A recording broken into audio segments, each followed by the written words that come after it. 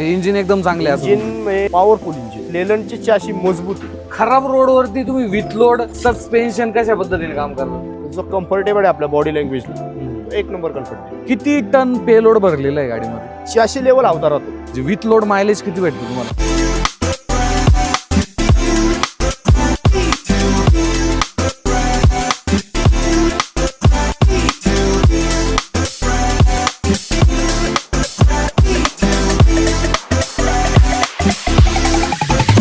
मित्रांनो, माझ्या हातामध्ये खडी आहे आणि इथे तुम्ही पाहू शकता हे प्लॅस्टर सँड आहे. मी आज एक अशा कन्स्ट्रक्शन साईटवरती आलेलो आहे ना, तिथे भरपूर ठिकाणी ज्या बिल्डिंगचं काम आहे ती केली जातात आणि ह्या बिल्डिंगची कामं करत असतानाच एक ओनर आहेत जे की व्यवसाय गाडी वापरतात आणि त्या गाडीबद्दल त्यांच्याकडून आपल्याला अनुभव जो आहे तो जाणून घ्यायचा आहे. आणि महत्त्वाची गोष्ट म्हणजे मागच्या 3 वर्षामध्ये त्यांनी ही जी गाडी आहे ना, ही पूर्णपणे नीलसुद्धा केलेली आहे. गाडी आहे आज आपल्यासोबत अशोक लेलँडची इकोमॅट टिप्पर 10-15 आणि या गाडीचा आपण पूर्णपणे ओनर एक्सपिरियन्स घेणार आहोत. आज मी चाकणमध्ये आलेलो आहे, चाकणच्या MIDC मध्ये. इथे तुम्ही बाजूला पाहू शकता पूर्णपणे जे कन्स्ट्रक्शनचं बिल्डिंगचं काम आहे ते केलं जातं. सो गाडीबद्दल त्यांचा अनुभव कसा आहे हे आजच्या व्हिडिओमध्ये मी तुम्हाला सांगणार आहे, त्यामुळे नक्कीच व्हिडिओ शेवटपर्यंत पहा. नमस्कार, माझं नाव विशाल विदाटे. तुम्ही पाहता आपला मराठमोळा YouTube channel Marathi commercial vehicle. तर मित्रांनो, आज आपल्यासोबत जोडले गेले प्रीतम येळवंडे सर.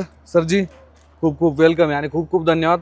तुम्ही वेळ दिला आणि आम्हाला तुमच्या गाडीबद्दल नक्कीच जाणून घ्यायचं आहे. आणि हे प्राऊड ओनर आहे बरं का. माझ्यामध्ये आपल्याकडे 2 ह्या सेम गाड्या आहेत. बरं चालतंय. तुमच्याबद्दल थोडंसं आपल्या प्रेक्षकांना सांगा बरं. माझं नाव आहे प्रीतम येळवंडे. ॲक्च्युली मी 2021ला व्यवसायात आलो. त्या टायमिंगला ट्रॅक्टर होता. वर्षभर चालवल्यानंतर 2023ला ही गाडी घेतली. बरं. फर्स्ट टाइम घेतलेली टिप्पर मधली ही अशोक लेलँडची पहिली गाडी. अच्छा, म्हणजे स्वतः परचेस केलेली? हो, पहिलीच गाडी. बरं. गाडी घेताना जास्त म्हणजे ह्या टिप्परचा अनुभव नव्हता काय. बरं. पण जास्त करून टाटाचा एक्सपिरियन्स भरपूर होता. मग ही गाडी का घेतली? ही गाडी ह्या कारणासाठी घेतली की गाडीला ॲडब्लो कमी लागतं. टाटापेक्षा गाडी दणकटी, खास करून लेलंडची चाशी मजबूत आहे. आणि दुसरा विषय असा की गाडी ॲव्हरेजला पण चांगली. आणि दुसरी गोष्ट, गाडी लोडिंगला असो किंवा अनलोडिंग असो रनिंगला, जो कम्फर्टेबल आहे आपल्या बॉडी लँग्वेजला, तो एक नंबर कम्फर्ट देते. बरं चालतंय. बरं, कधी घेतली होती गाडी? 2023ला गाडी घेतली. 2023. बरं, आता सध्या तुम्ही कशावरती हा टिप्पर चालवताय? जास्त करून कन्स्ट्रक्शनचे रॉ मटेरियल म्हणजे खडी क्रशन झाली किंवा प्लास्टर सँड झाली. बरं. किंवा डबर. बरं. जास्त करून याच्यावरती. बरं, तुम्ही कम्प्लीट बिल्टअप घेतली होती म्हणजे मागचा फुल्ली बॉडी बिल्डअप टिप्पर पण सोबतच घेतला होता? कंपनी घेतली. भरपूर लोक घेतात आणि बाहेरून बसून घेतात. कंपनीचं घेण्यामागचं काय कारण होतं? चाशी लेवल हौदा राहतो. बरं. जो बॉडीची आपली लॉंग चाशी असती, तो चाशी लेवल जो हौदा असतो म्हणजे पाठीमागून, म्हणजे चाशीवर जास्त करून ते म्हणतात ना, टायर वरती गाडीचा लोड नाही आला पाहिजे. अच्छा. जास्त करून बाहेरून हौदा बांधला की ते कसं असतं माहिती आहे की बाहेरचा हौदा पण टिकतो आणि हा पण हौदा टिकतो, त्याच्याबद्दल नाही. पण विषय असं असतो की काही जण डबरवरती पण गाडी चालवितात. बरं. काही जण फक्त खडीकर्षणवरती पण चालवितात. अच्छा. मी त्या टायमिंगला गाडी घेताना अशा अनुषंगाने घेतली होती, लॉंग टाइम गाडी चालली पाहिजे. अच्छा. आता सध्या तुम्ही सांगितलं की म्हणजे हे जे मटेरियल बिल्डिंग लागतं हे सगळ्यात हार्ड असतं. किती टन पेलोड भरलेलं आहे गाडीमध्ये? तशी कॅपॅसिटी म्हणली तर गाडी आहे ना ही लाईव्हला 18 ते 19 टन गाडीची कॅपॅसिटी, अंडरलोड सोडून. अच्छा. अंडरलोड सोडून. बरं. की ओव्हरलोड जे म्हणली जाते गाडी, हां, 18 टन कशी पण गाडी ही लाईव्हला घेऊन जाऊ शकते. अच्छा अच्छा. आणि बरं, मला सांगा का आता तुम्ही एवढ्या लोड घेऊन जाता, तुम्ही गाडीचं हे इंजिन आहे कसं तुम्हाला वाटतं म्हणजे घाटामध्ये किंवा चढावरती चढताना वगैरे काय काय तुम्हाला एक्सपिरियन्स आहे? एक्सपिरियन्स बद्दल म्हणलं तर घाट सेक्शनला किंवा खाणीतल्या सेक्शनला गाडी स्पेशल वरती खालून जी निघती व एंड पर्यंत, म्हणजे असं ते म्हणतात ना की धर सोड एक प्रकारे, ऍक्सिलेटर कमी जास्त पिकअप सोडणे, असं अजून तरी आतापर्यंत काय जाणवलं. म्हणजे इंजिन एकदम चांगले आहे? Engine powerful engine. अच्छा. Full powerful. बरं, आता तुम्ही 84,000 किलोमीटर गाडी चालवली आहे. गाडीच्या सर्व्हिसिंग बद्दल कसा एक्सपिरियन्स आहे? शोरूम मधून ज्यावेळेस तुम्हाला सर्व्हिसिंग वगैरे मिळेल त्याच्याबद्दल आम्हाला थोडं सांगा बरं. आतापर्यंत 2 वेळा गाडी ब्रेकडाऊन झालेली. बरं. पण ते विषय असा की आतापर्यंत कंप्लीट दिली किंवा असं आतापर्यंत तर कधी झालं नाही की 1 तासामध्ये माणूस रेडी होतो. म्हणजे जिथं गाडी जागेवरती येऊन गाडीचं काम केलेलं आहे. अच्छा. रेफरन्स बद्दल जर सांगितलं, शोरूमला असू द्या किंवा बाहेर जरी असलं, काम पटकन होतं. अच्छा. प्रॉब्लेम नाही. सगळ्यात जास्त लॉंग ट्रिप कुठली झालेली आहे असं? गडकवांद्रा. कुठं आलंय? इकडं शिवे वाघाव म्हणून आहे. किती किलोमीटर आहे म्हणजे एक अंदाजे? वन साइड बघा, मोईगाववरून भरलो होतो 53 किलोमीटर. 53 म्हणजे माझ्या मते येऊन जाऊन एक 100-120 किलोमीटर. 100-110 पकडून चालू. ओके. तर त्या लॉंग रूटला कसं वाटलं, म्हणजे इंजिन वगैरे हीट होते काही हिट वगैरे काहीच झाली नाही. विथ लोड असणार आहे गाडी? विथ लोड होती. जातानी एमटी होती. बर.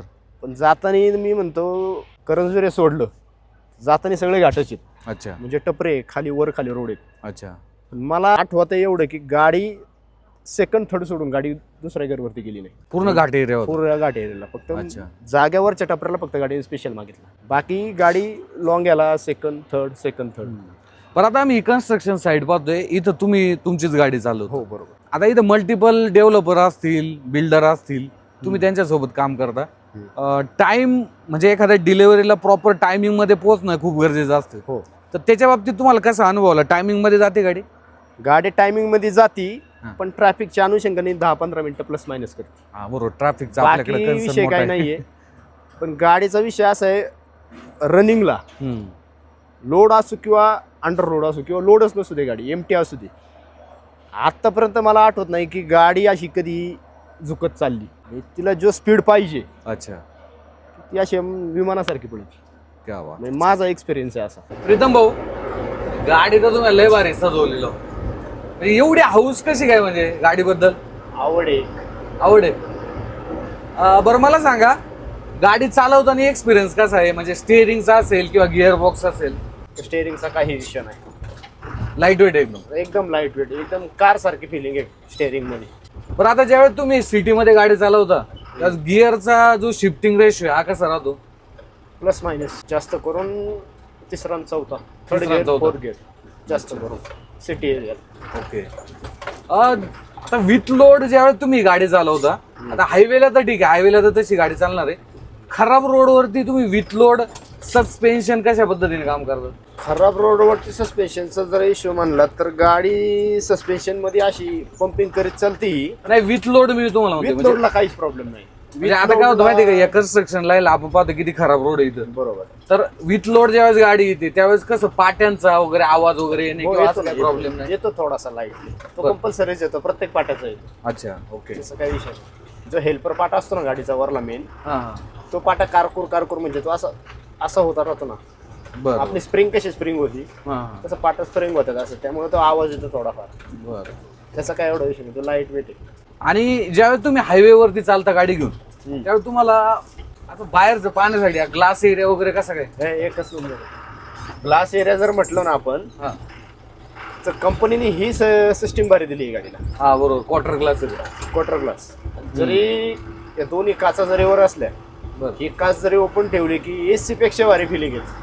अच्छा. ओके. म्हणजे हवा जी आतमध्ये येणार आहे, बरोबर. की ड्रायव्हरला जे गरम होतं हा हा. त्याने गरम होतं. तो एक फायदा, म्हणजे त्याची हवा मला पण लागते इथपर्यंत. ते कंपनीने भारी सिस्टीम दिलेली, त्रास होत नाही काहीच. तर ते क्वार्टर ग्लासचं आम्हाला थोडं सांगा बरं. तर ते क्वार्टर ग्लास जे तुम्ही म्हणता ना खाली हा. साईडने आपण समजा ट्रॅफिक मध्ये, बरं. तर ट्रॅफिक मध्ये शक्यतो बाईकवाले असते हा हा. किंवा गाडी फेस टू फेस जर चाललेली असेल एकदम सेंटर लाईन दूर, बरं. तर त्याच्यातून साईडने समजा आरशातून जरी बाय चान्स दिसत नसलं, अच्छा. तरी तिथून जरी आपण खालून बघितलं ना की शेजारी आपल्या कोणी, अच्छा. ते बरोबर दिसतं तिथून खाली. ओके. आता आरशातून आपण पाठीमागचं म्हणजे चाकाच्या बॅक लेवलचं बघू शकतो, बरोबर. पण ज्या मेन आपल्या इथं खाली कोण आहे, खालच्या साईडला आहे. बरोबर. ते आपल्याला एवढं दिसावं म्हणून ती काच दिलेली आहे खाली. बरोबर. नक्कीच सेफ्टीसाठी ते महत्वाचं आहे. पण आता आपले जे नवीन उद्योजक आहेत, समजा त्यांना गाडी घ्यायची असेल तर त्यांच्यासाठी काय तुमचा एक सल्ला राहील त्यांच्यासाठी? आता गाडी धंद्यामध्ये जर साहेब सांगितलं म्हणलं किंवा धंद्यामध्ये त्यांना जर गाडी घ्यायची असेल तर त्यांना मी एकच सल्ला देईल, त्यांनी गाडी घ्या. मी गाडीबद्दल नाही म्हणत नाही, बरं. पण गाडी ही म्हणतात ना की आपली एक लक्ष्मी असते. बरोबर. सर्व्हिसिंग टाइम टू टाइम ठेवा, बरं. गाडीचा वापर चांगला ठेवा, गाडीला काय प्रॉब्लेम येणार. पण ओव्हरऑल अशोक लेलँडच्या गाडीबद्दल जर आपण विचार केला तर ही गाडी नवीन जो घेणार आहे त्याच्यासाठी कशी राहील? गाडी एक नंबर आहे. मी म्हणतो उलट आवर्जून घ्यावा. अच्छा. ॲव्हरेजच्या बाबतीत आणि म्हणलं तर पहिली गोष्ट म्हणजे साहेब ह्या गाडीला ॲडब्लो कमी लागतो. बाकीच्या गाड्यांचं कसं ॲडब्लो जास्त प्रमाणामध्ये जातं काहीच. अच्छा. चालतंय. चला तर मित्रांनो, हे होते प्रीतम भाऊ ज्यांनी आपल्याला आज त्यांच्या गाडीबद्दल ओनर एक्सपिरियन्स सांगितलेला आहे. अजून देखील तुमचे काही प्रश्न राहिले असतील तर कमेंट बॉक्समध्ये विचारा. बाकी भेटूया पुढच्या असं एका नवीन व्हिडिओमध्ये. प्रीतम भाऊ, तुम्ही करत तुमचे आभार. तुम्ही वेळात वेळ काढून आम्हाला एकदम चांगल्या पद्धतीने तुमच्या गाडीबद्दल अनुभव सांगितला आणि जवळपास 3 वर्षामध्ये आपण गाडी नील पण केलेली हो नील केली. आणि 84,000 किलोमीटर चालवलेली आहे गाडी. सो माझ्या मते काय प्रश्न आले असतील तर कमेंट बॉक्समध्ये विचारा. भेटूया पुढच्या असंच एका नवीन व्हिडिओमध्ये. धन्यवाद.